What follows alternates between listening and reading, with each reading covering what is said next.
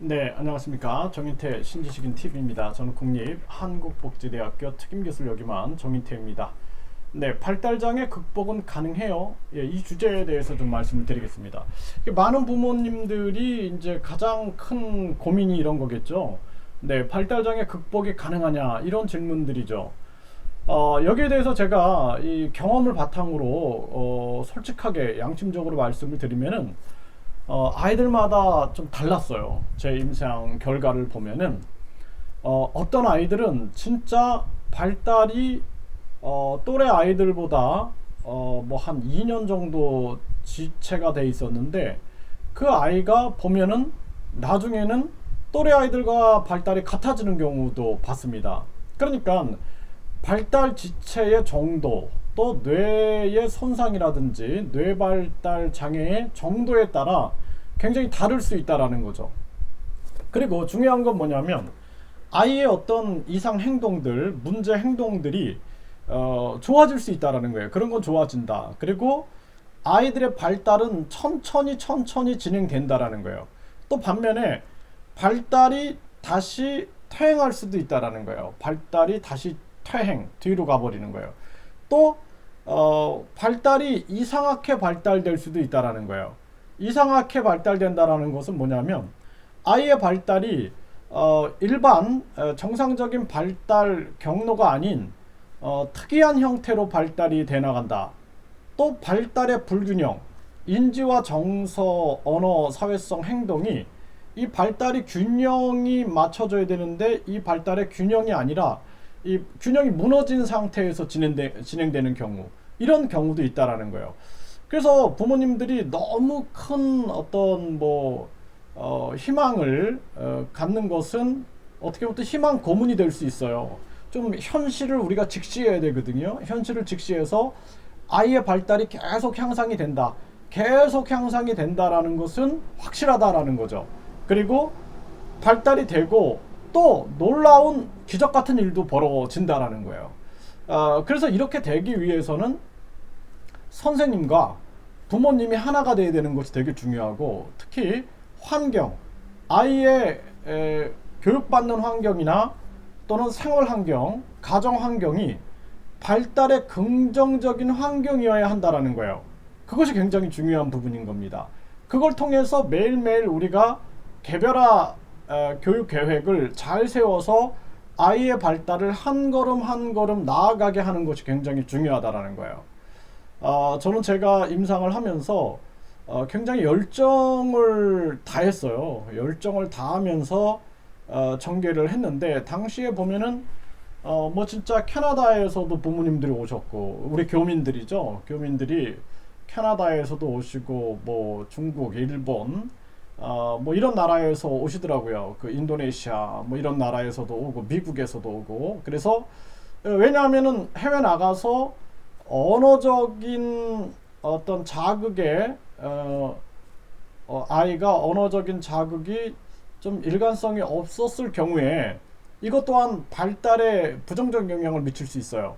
그렇기 때문에 이제 그 당시에 아이들의 발달이 이상이 생기고, 또 부모님들이 이민을 갔는데 이민 상황에서 좀 자극이 좀 부족했다라는 거죠. 굉장히 좀 삶이 초기 단계에 힘들어서. 그래서 발달이 지연된 경우에 이렇게 오셔가지고 뭐 방학 때 상담도 받고 또 집중적으로 방학 때 재활도 받고 가고, 이런 경우들이 굉장히 많았습니다. 그래서 발달장애 극복이 이제 가능하냐라는 질문에 대해서는 아까 말씀드렸던 것처럼 아이들 개별적 상황에 따라서 다 다르다, 이렇게 말씀을 드리고요. 한 아이가 일본에서 이 손해가 없이 태어납니다. 그러니까 손해가 없이 태어나게 되면은 손해가 하는 역할이 본능적으로 균형을 잡는 그 정보가 그 손해에 축적이 돼 있는데, 그래서 일반 사람들은 균형을 잡을 때 손해 쪽에서 뇌의 활성화가 일어나거든요. 근데 이 아이는 손해가 아주 작게 태어나 버린 거죠. 그런데 이 아이를 아주 기초적인 그 발달 과정, 그러니까 우리가 걷기까지의 그 과정, 몸을 뒤집고, 그쵸? 기어가고 바닥에서 기어가고 또 네 발로 기어가고 또 서고, 이런 활동을 반복적으로 했는데 나중에 이 아이가 걷게 되는 기적이 일어납니다. 그러니까 어떻게 걷게 됐느냐라고 보니까 이 아이는 균형을 잡을 때 손해가 아닌 대뇌에서 그 역할을 담당하고 있었던 거예요. 이 영상 한번 보겠습니다. 를 보내는 것일까?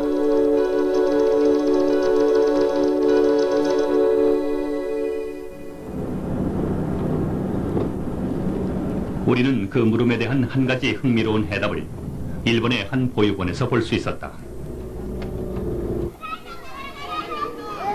오사카에서 1시간 거리에 위치한 이곳은 이른바 뇌장애아 전문 보육원이다.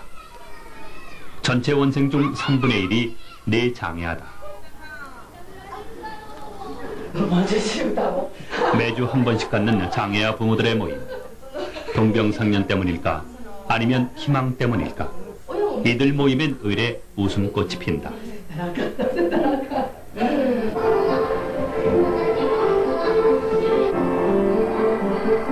넓은 강당에서 하루 한 번씩 이루어지는 리듬 놀이에는 나이와 장애 여부에 관계없이 모두가 참여한다.